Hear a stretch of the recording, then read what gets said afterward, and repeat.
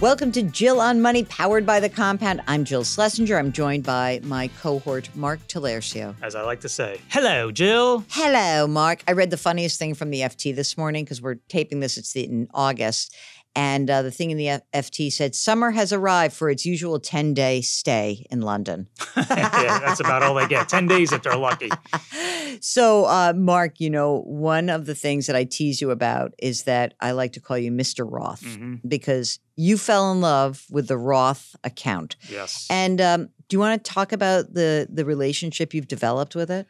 Well, you know, it's if you asked me, I would say like 10, 12 years ago, I didn't even know what the heck a Roth was. I said, who's that? I didn't even know what the Roth account was. And then I think somewhere along the line, you know, we started interviewing Mr. IRA guru himself, Ed Slott. And we started having him on every year. And all he ever talked about was the Roth. Yes, he pounded it into us. And then at some point, it obviously resonated with me. So I kind of got into it and started doing my own research. And I've been all Roth all the way ever since. Okay, so just to be clear, the Roth came about in the 90s. Senator Roth, I think he was from Delaware.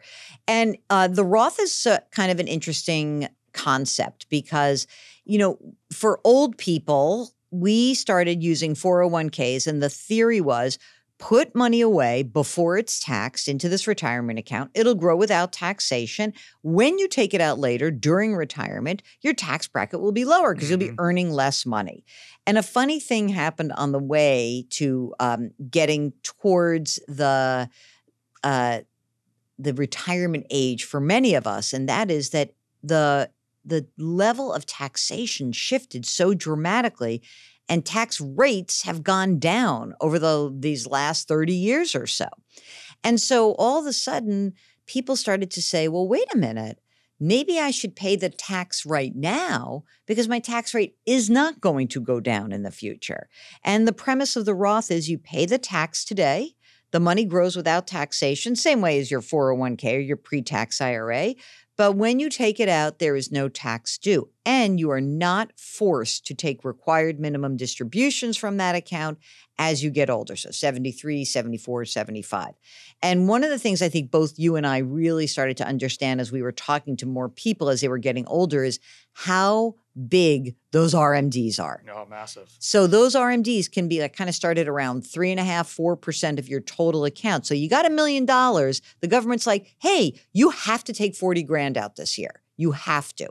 And just multiply that.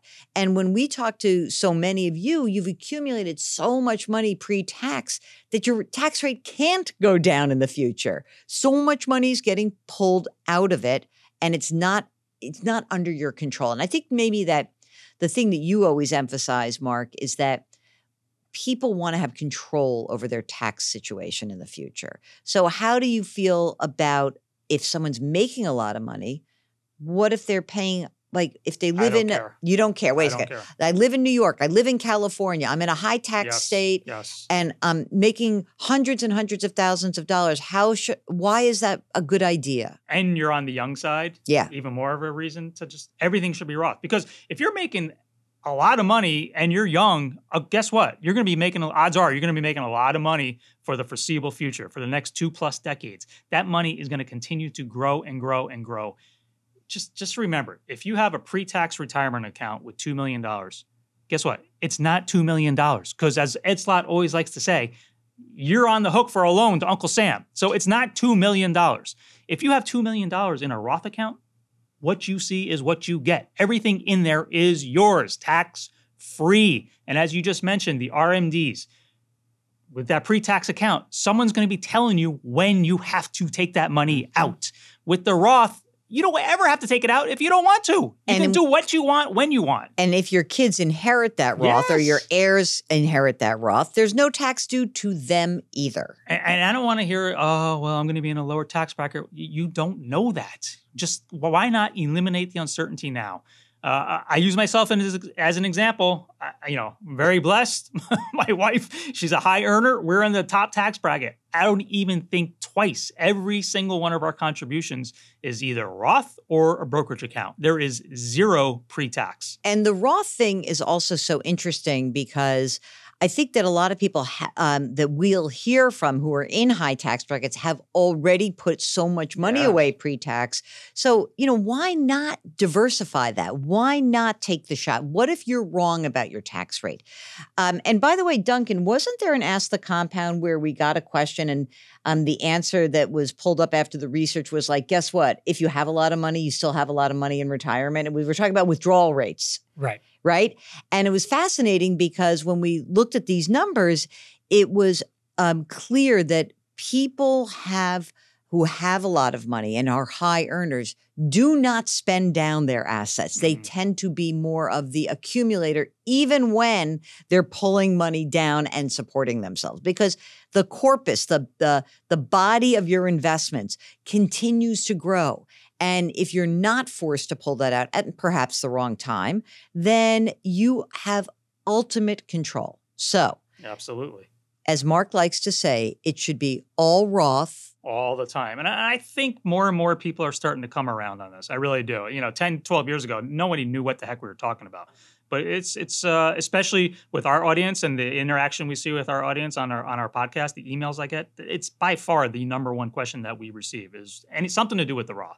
Yeah. And for many people who have these big fat accounts, you can consider converting that to a Roth, and you should think about whether that makes sense for you. Roth conversions are kind of like this great deal because maybe you've got this like interregnum. I'm going to stop working when I'm 62. I'm not claiming Social Security till I'm 70. Maybe I'll start converting some of that money as long as I've got money to pay the taxes.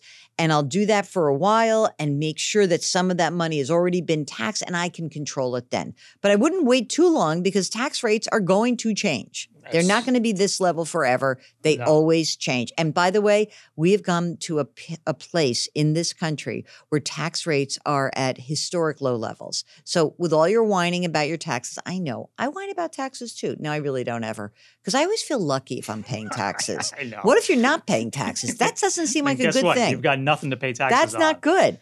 So if you've got a question about a Roth, should you use a Roth through your 401k plan?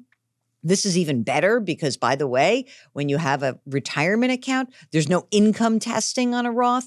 This is why you know it's a great deal. The government wants the money. They're happy to take it. They're stupid. They're short-sighted. But they do limit it. They say, if you make more than so much money, you can't use a Roth IRA on a contributory basis. You can actually put money into your Roth 401k, Roth 403b, Roth 457 plan, and it's not income tested. So if you've got a question, you want us to run the numbers with you, we'll do that. Just leave us a note right here. And you can also go to our website, jillonmoney.com, and click the Contact Us button. Thanks for watching. All Roth, all the time. It's the queen of all investment accounts, the Roth. Thanks for watching. We'll talk to you next time.